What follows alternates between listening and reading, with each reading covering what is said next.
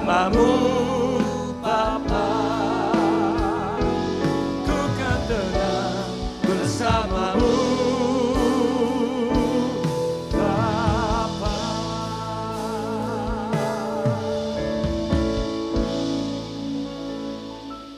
Terima kasih Tuhan, di minggu pertama 2025 kami bawa persembahan kami yang terbaik di hadapan Engkau. Kami bawa persembahan kami, perpuluhan kami. Kiranya Engkau berkenan atas yang kami lakukan ya Bapa. Saat ini kami berdoa Tuhan, pada saat Engkau berkenan, Engkau bukakan pintu-pintu surga ya Bapa. Maka persembahan ini Tuhan akan lipatkan 80, 800 kali, 1000 kali di dalam nama Tuhan Yesus. Tahun ini akan penuhi mujizat-mujizat Tuhan terjadi pada saat nama Tuhan dipermuliakan di tempat ini ya Bapa. Terima kasih Tuhan, terima kasih Bapa. Kami taruh ini dengan hormat di dalam nama Tuhan Yesus. Haleluya, amin. Shalom saudara, silakan duduk. Shalom yang terbaik buat kita saudara semua tempat ini mengawali 2025.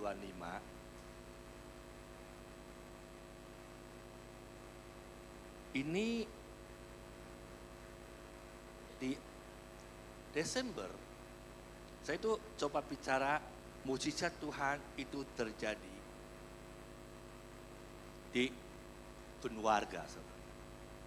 Saya tipus istri saya bicara keluarga. Istri saya selalu bilang saya harus bicara keluarga. Di keluarga ada mujizat. Maka mujizat Tuhan pertama di perkawinan Kana. Pagi ini saya mau sharing sedikit tentang mujizat Tuhan terjadi di rumah Tuhan ini. Maka kita awalin segala sesuatu. Saya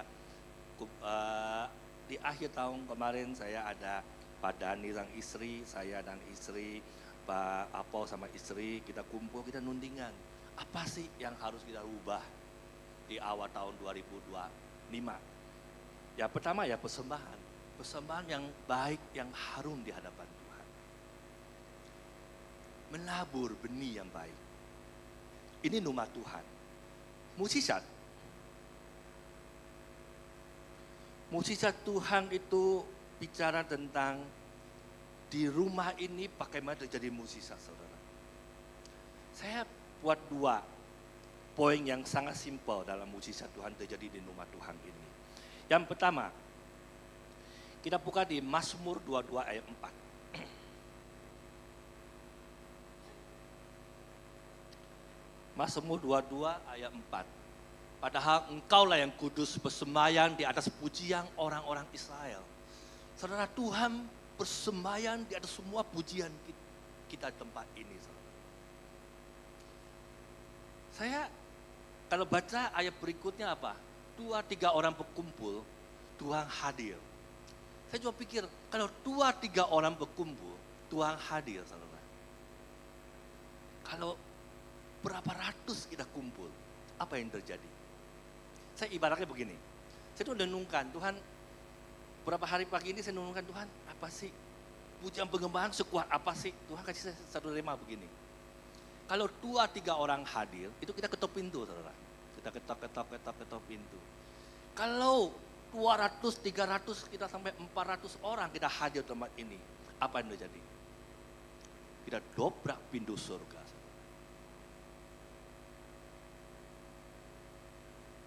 Pada saat kalau pintu surga dibukakan, apa yang terjadi saudara? Rumah ini penuh dengan mujizat-mujizat Tuhan.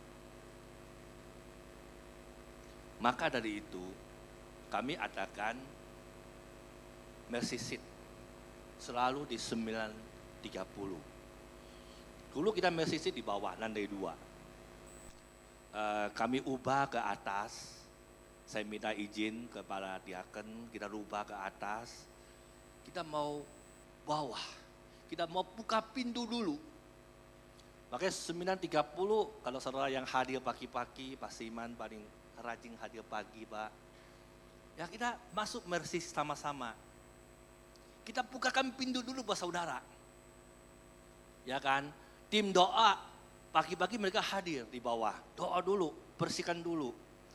Mercy seat naikin. Itu berapa puluh orang kita kumpul.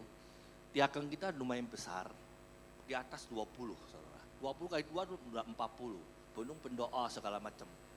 Kita kumpul, kita doa, kita dobrak pintu, saudara. Pada saat pujian seperti begini naikkan, kita tinggal masuk. Dan saudara terima mukjizat Tuhan.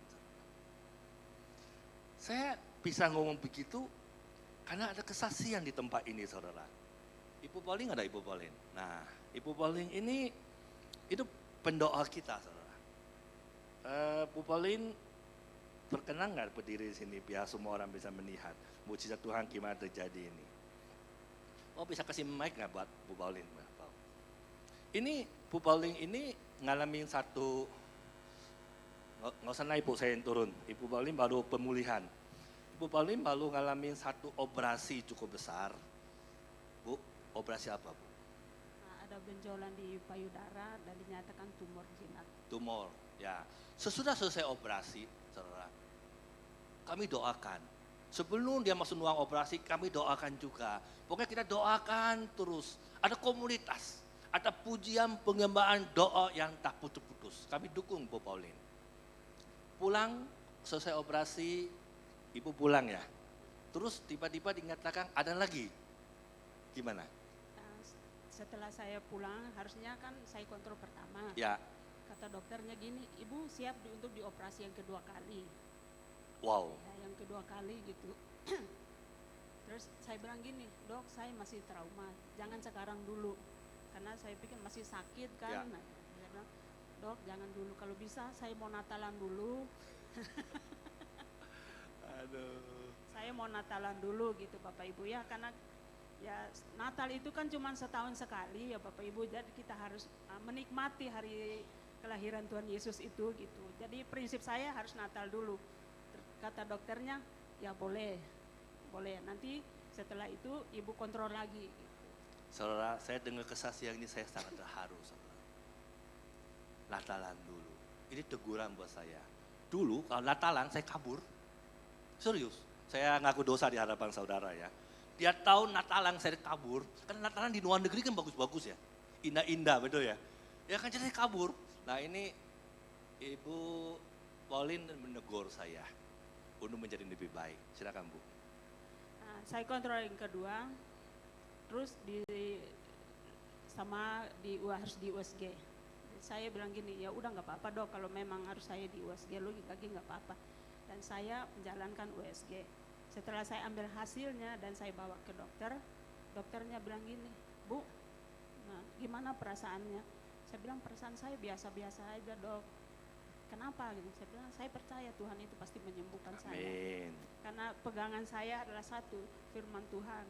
Kalau Tuhan berjanji, Tuhan berfirman bahwa engkau akan sembuh, maka Tuhan akan menyembuhkan.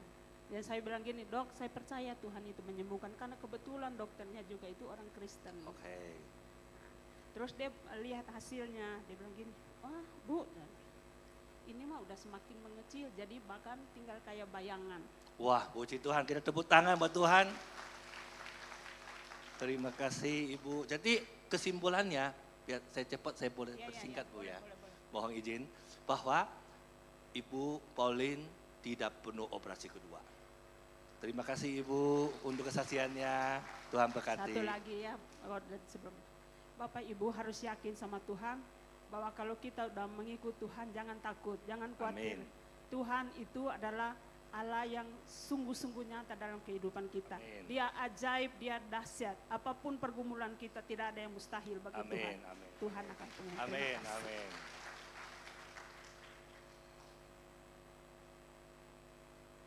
Saudara, mukjizat Tuhan ada di rumah ini, saudara. Tuhan nyatakan kuasanya. Lewat kerinduan seorang hamba Tuhan, pengen Natalan dulu gitu loh. Wow, saya terharu gitu loh. Saya terharu apalagi Tuhan Yesus. Bayangin saudara. Karena istri saya ini, saya termasuk manusia yang kurang punya perasaan. Ini mudah istri saya. Gitu loh, dia ngoceh saya tidur. Dia nangis saya tidur. Pokoknya saya tidur aja gitu, karena istri saya manusia kurang punya perasaan. Tapi saya terharu dengan kesaksian Ibu Pauline. Bahwa kerinduan dia ikut Natal di gereja ini. Ini rumah Tuhan. Tuhan pakai kita jadi kesaksian Tuhan Yesus. Kenapa rumah ini bisa jadi rumah musisat, saudara? Saya sharing sedikit. Di awal pembangunan gereja ini dibeli sama tanah sebelah. Jadi waktu pembelian tanah, saya dinipetin sama Pak David Cakra. Kita beli dengan lancar lah, kita beli. Pada saat kita mulai bangun, kita nggak berani bangun sebelum ada izin. Jadi kita mulai bangun, tahun pertama susah, tahun kedua susah. Padahal yang ngurus gereja, yang ngurus izin gereja ini, yang ngurus Aruna, Parnang Siang, Regensi. Ini teman baik saya, teman main saya ini, namanya Pak Rudi. Tadi kan saya mau hadir dari sini. Cuma saya belum sempat hadir dia. Bahwa dia udah biasa ngurus izin gereja. Tapi tahun pertama, kedua, ketiga kita gagal. Nggak dapat izin gereja sama sekali. Bahkan kita sumbang, disuruh sumbang mobil ambulans gitu ya untuk unit desa. Kita ikutin semua aturan main mereka lah. Ya, kita ikutin tanda tangan untuk semua, harus sekian kakak setuju. Gereja-gereja sebagian juga mendukung kita, sebagian juga enggak. Intinya kita izin agak sedikit kesulitan. Masuk tahun ketiga, keempat sama. Kita nggak dapat izin sama sekali, saudara. Wow. Kita juga bingung, tanah udah dibeli, sempat kepikiran jual lagi, untung dulu beli, saya tahu harga beli berapa, terus harga kan naik, jual aja lah. Tapi masa rumah tanah gereja dijual kan gitu. Ada satu tokoh masyarakat di sini, hari dulu menentang kita habis-habisan. Kita kasih apa pun dia terima, saudara. Tapi dia nggak mau tanda tangan. Itu teori yang baik dan benar. Gitu ya. Bingung. Pokoknya kita kasih apapun dia terima. Tapi intinya dia nggak mau izin gereja ini berdiri gitu. Ya kan, kita doakan gitu enggak. Tahu nggak, saudara? Tahun ke-5 tiba-tiba kita dapat kabar. Kabarnya disebut gembira, ya gimana disebut nggak gembira ya gimana. Kita dapat kabar bahwa tokoh yang nggak mau tanda tangan kita itu dipanggil Tuhan. Nah, kabar gembira bukan? Saya bingung ngomongnya ya. Kedua yang mau gembira, ini hamba Tuhan loh ya. Disebut nggak gembira, ya gembira juga gitu. Betul nggak? Tiba-tiba dia dipanggil Tuhan, sehat. Badannya lebih gemuk dari saya, tinggi besar orangnya. Dipanggil Tuhan, saudara. Sejak itu, gereja ini berdiri, saudara.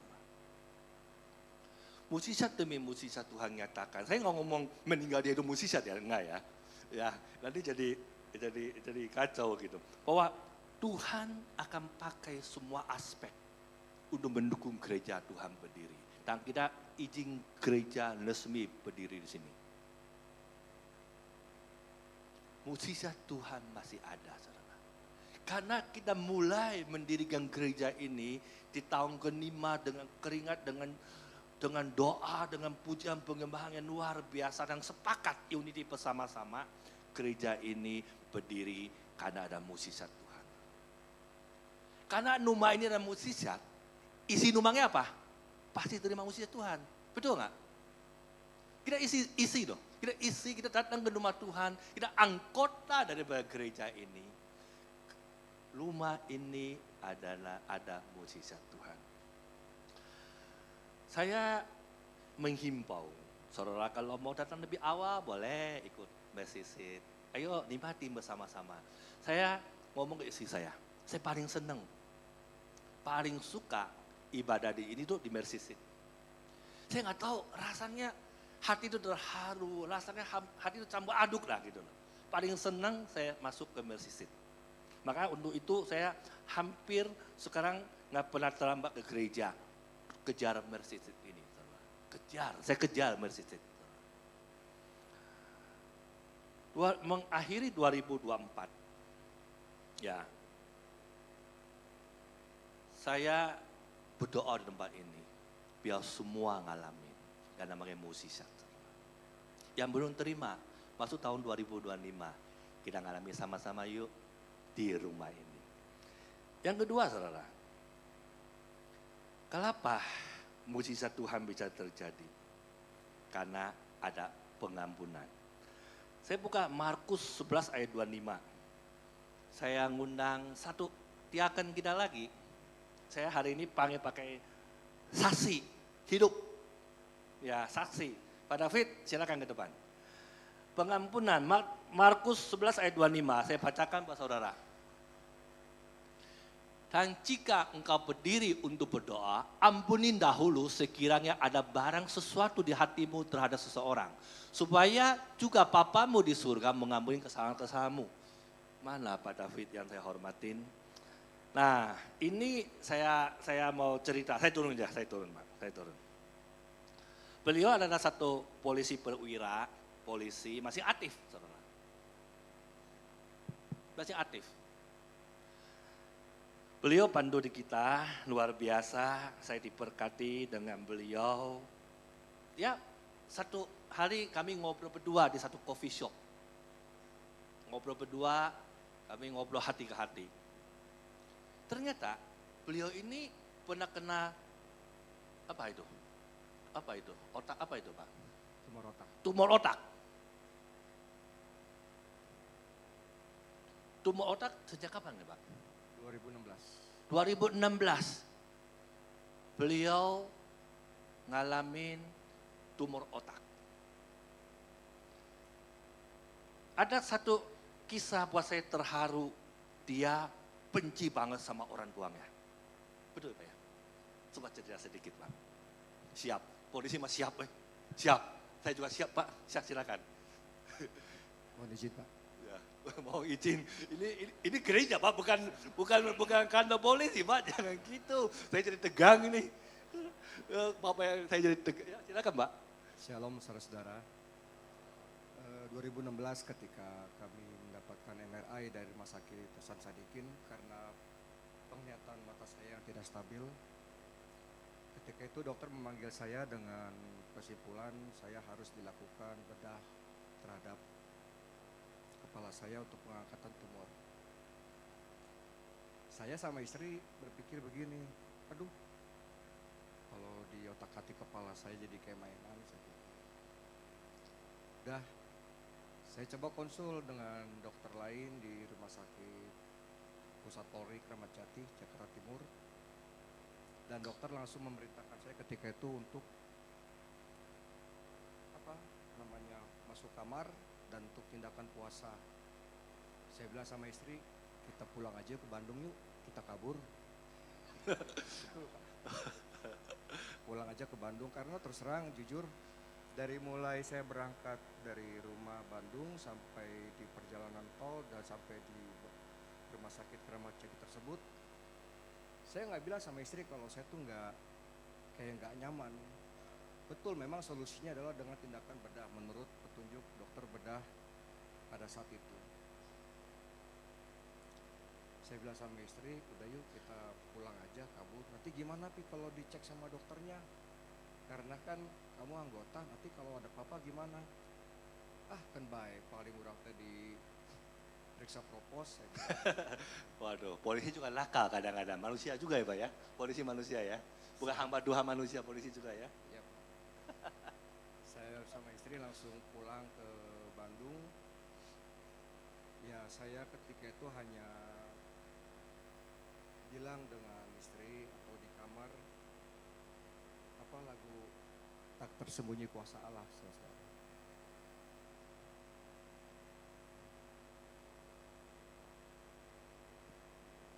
Nah di situ saya sambung, beliau lagi terharu sedikit, biarin lah. Polisi juga hatinya hati apa ya? Hati apa? Hello Kitty. Istrinya milih Hello Kitty lebih lucu daripada suaminya. Jadi singkat cerita bahwa di saat itu Tuhan ingetin dia, kebencian dia ada orang tua dia luar biasa. Kemarin kita juga cerita, dia juga sangat terharu dengan cerita dia. Intinya di situ mulai lakukan pengampunan, betul Pak ya? Jangan siap, cerita Pak, bukan siap. Saya bingung. Kemudian saya sharing dengan pembina rohani kami atau senior-senior rohani kami di gereja di gereja. Sempat saya bilang dengan istri, mohon maaf saudara-saudara, rese nih pengerja, gue datang ke dia bukannya dikasih kekuatan, malah maaf saudara-saudara disuruh saya, malah saya diingatkan ketika itu oleh senior rohani kami, Pak David masih persepuluhan. Saya bilang sama istri, apa hubungannya penyakit gue sama persepuluhan? Gue manggil lu ke sini, gue datang, gue kalau ini untuk minta kekuatan nih, bukan nyuruh gue ngorek duit lagi. Tuh, saya pikir. Kemudian dalam sesi berikutnya, Ko Dede mengingatkan saya, Pak David, bagaimana hubungan Bapak dengan orang tua Bapak. Ketika itu jujur teman-teman, hati kecil saya pengen ngusir dia. Ketika Ko Dede mengatakan bagaimana hubungan Bapak dengan orang tua Bapak, detik itu saya mau bilang, kamu keluar dari rumah saya. Jujur. Pakai pistol? Enggak. Oh enggak, oh, wah itu mah kabur, gue juga kabur Pak. Ketika beliau pulang, ternyata barangkali Tuhan itu berbicara kepada saya melalui satu keadaan. Saya berdiam, saya bilang ya sudahlah Tuhan. Saya pikir kalau saya menyimpan kepahitan dari luka lama saya, dari orang tua saya, baik secara fisik maupun psikis, sama halnya ketika saya menyimpan sampah dalam hidup saya. Mau sampai kapan ini sampah gue simpen terus. Nah, saya datang dengan istri menemui orang tua saya. Saya harus tunduk lah. Saya bilang kalau saya nggak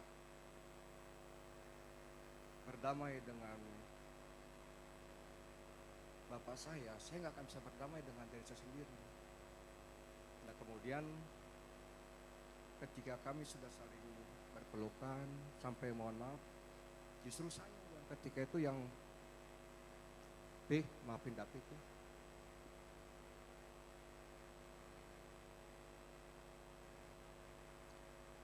Singkat cerita kami pulang ke Bandung.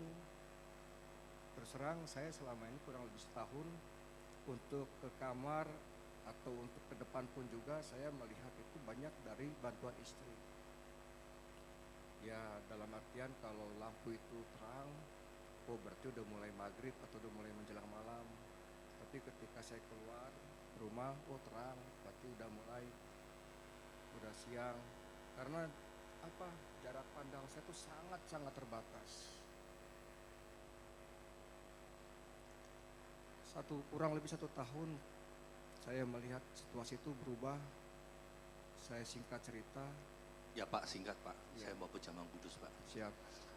Oh maaf, baik. Saya bisa merasakan ketika bangun tidur melihat istri.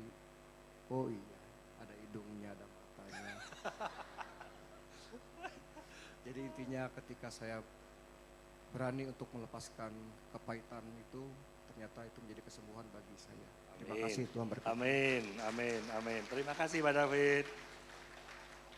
Saudara, pengampunan.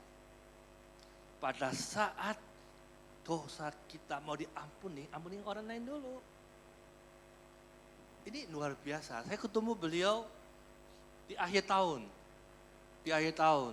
Kita ngobrol, kita sharing. Ini kesaksian ini ada di hati saya terus gitu loh. Segitu besar kuasa pengampunan itu. Saudara. Yang mau ngampunin? Yang mau ampunin?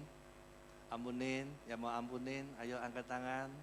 Yang mau ampunin, kuasa pengampunan. Sampah, tadi Pak David ngomong kata-kata satu, kata yang saya senang sekali, sampah.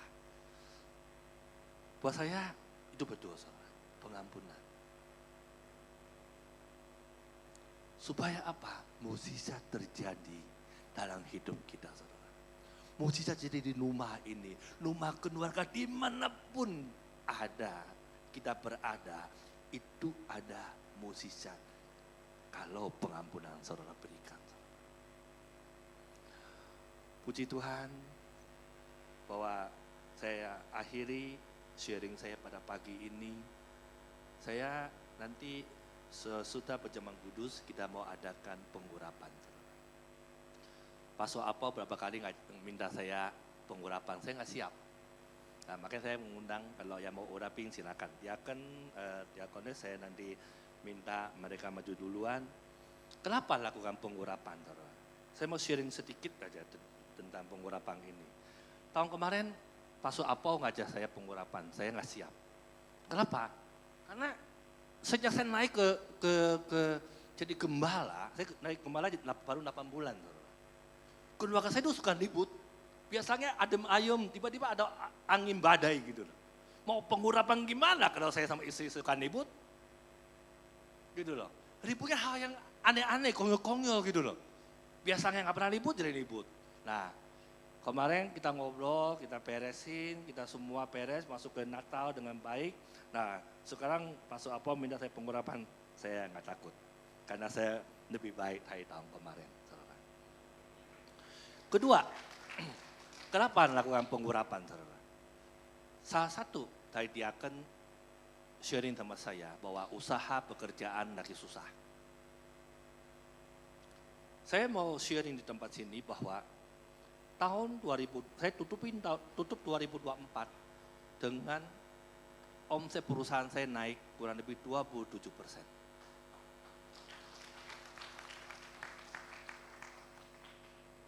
Dan saya buka 2 perusahaan baru di Jakarta. Saudara. Apa karena kehebatan saya? Bukan siapa-siapa. Saya bukan siapa-siapa. Kita nggak bisa apa-apa kalau nggak ada Tuhan. Maka pengurapan hari ini saya melakukan, saya mau apa yang sudah saya terima, saudara. Saya mau impatasikan. Ini rumah Tuhan. Sebagai kepala, saya akan urapin semuanya. Kita masuk perjamuan kudus yuk. Ada yang belum terima? Saya mengundang imam musik, silakan. Saya undang kita bangkit berdiri. Kialabaya shande, labaya sande, labaya shande, labaya shande, labaya shande. Labaya shanda, labaya shanda, labaya shanda. Tuhan Yesus, ini adalah perjamuan pertama kami di tahun 2025. Tuhan melihat setia hati kami tempat ini. Tuhan, ada pujian pengembangan yang tulus, yang harun di hadapan Engkau, yang barusan kami lakukan ya Bapa. Dan kami tahu Engkau di tengah-tengah kami, sedang menjamah setiap yang kami hadir tempat ini ya Bapa. Kuasa Engkau nyata tempat ini, mukjizat Tuhan nyata di tengah-tengah kami ya Bapa. Yang kedua Tuhan, ampuni kesalahan kami. Seperti kami mengampuni orang lain yang bersalah kepada kami. Supaya mukjizat yang sempurna itu terjadi dalam hidup kami ya Bapak. Kami akan terima Tuhan. Kami akan terima berkat Tuhan yang tak berkesudahan ya Bapak. Berkat yang 1000 kali lipat ya Bapak. Yang tak pernah bocor di mana-mana ya Bapak. Kami akan terima kesembuhan ilahi seperti Ibu Pauline Tuhan. Seperti Pak David Tuhan. Kami terima di dalam nama Tuhan Yesus. Karena Engkau ada di rumah ini ya Bapak.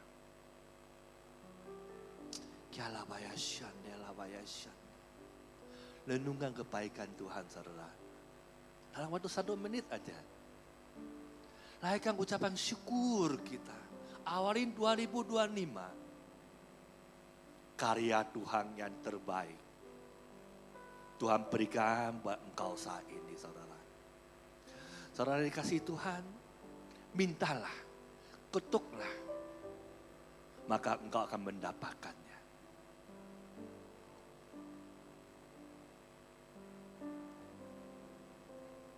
Ya labaya shanda, ya labaya shanda. Shalabaya shanda, labaya shanda. Labaya shanda, labaya. Terima kasih Tuhan untuk kesempatan ini. Kami bisa masuk dalam perjamuan yang kudus. Berkati kami semuanya Bapa. Layakkan kami semuanya Bapa. Dan kami bisa menerima warisan Tuhan yang sesungguhnya pada pagi dan siang ini Tuhan. Terima kasih, terima kasih, terima kasih. Kita angkat roti kita dengan tinggi-tinggi. Sebab apa yang telah kuteruskan kepadamu, telah kuterima dari Tuhan, yaitu bahwa Tuhan Yesus pada waktu malam ia diserahkan mengambil roti dan sesudahnya dia mengucap syukur atasnya. Dia memecahkan dan berkata, inilah tubuhku yang diserahkan bagimu. Berbuatlah ini menjadi perbuatan akan aku. Saudara dikasih Tuhan, bukankah roti yang kita pecah-pecahkan adalah persekutuan kita dengan tubuh Kristus? Kita makan di dalam nama Tuhan Yesus.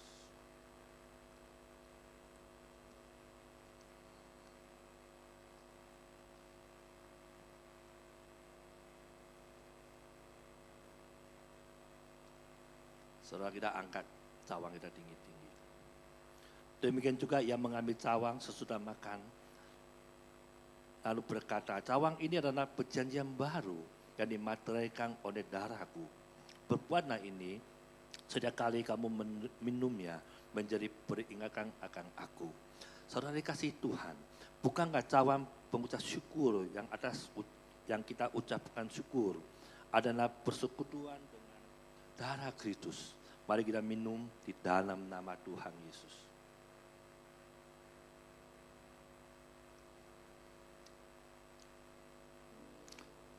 Terima kasih Tuhan, terima kasih.